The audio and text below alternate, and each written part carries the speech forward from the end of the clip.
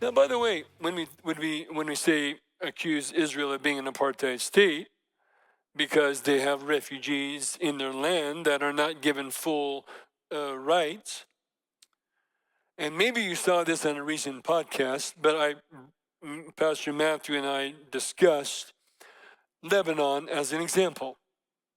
Well, wait a minute. Why is the word apartheid being applied to Israel, but it's not being applied to Lebanon?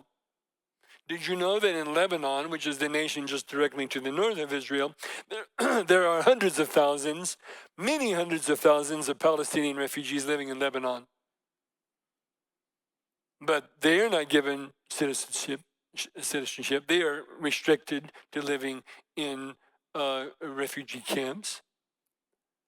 So why does not the term apartheid apply to Lebanon, but it does apply to Israel? That is an example of what I would call anti-Semitism.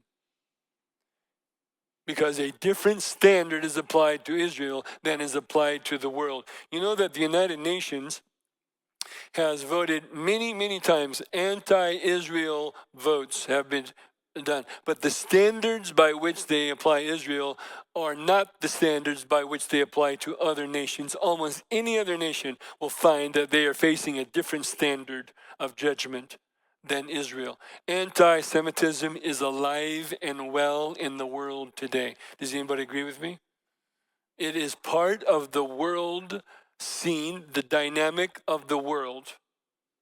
And the world is changing before our eyes, the shifting of nations, and we are seeing the events of the latter days forming before us today. And therefore, it is incumbent upon Christians to watch for the signs of the times, to stay on the alert. Stay on the alert. There will be a great battle that will unfold in the world, and it will be against Israel.